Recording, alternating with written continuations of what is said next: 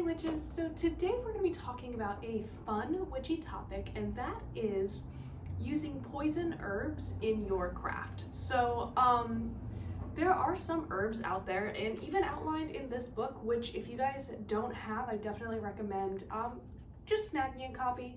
You can find them at used bookstores and they're pretty easy to find in any sort of like witch store or even at your local library sometimes. So I really recommend grabbing Scott Cunningham's Encyclopedia of Magical Herbs. It's where all the information I've been talking about this month has come from. But even in here, he outlines what herbs are poisonous. So poisonous means if you eat it, you will die. I'm not gonna sit here and tell you to go out and grow toxic plants if you don't want to. It's absolutely not required, as are most things in witchcraft. But I don't want any of you guys getting sick or a family member or pet, getting really sick. So just please be sure to grow poison plants responsibly and with proper precautions, because some of them can even cause skin irritations. If you have sensitive skin, some herbs maybe don't grow.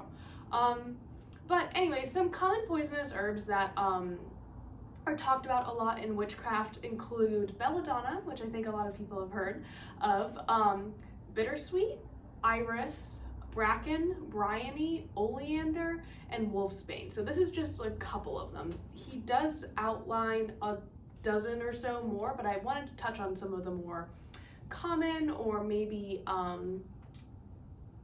not usable, but maybe the most commonly or easy to find.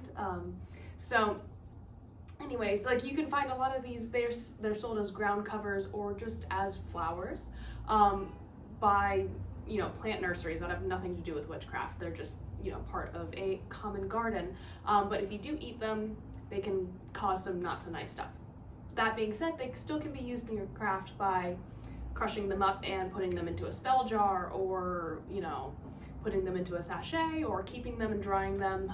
Just please do your research in case ingesting the smoke could cause something, so just be careful. Anyways, the first one that we're going to talk about today is belladonna. This was used by the priests of the goddess Belladonna, Bellona, to worship her. It's extremely toxic, but does cause prophetic dreams. And this is this is a Roman thing. So yeah, don't ingest belladonna, but it can be used if you do work with that goddess. Bittersweet is used primarily for protection. Bracken can be used for healing magic, rain magic, which is very cool, and I hope to talk about storm magic a little bit more in April.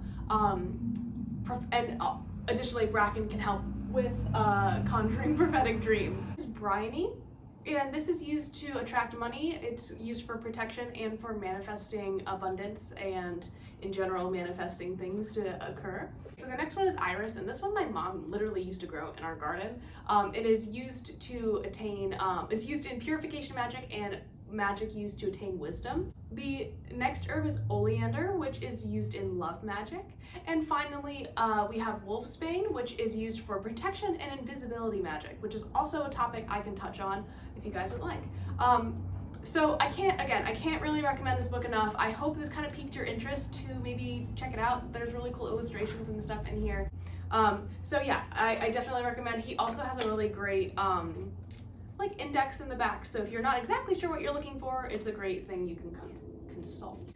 All right, well that's about it. Tomorrow we continue with our daily herbs, and I'll see you then. Bye.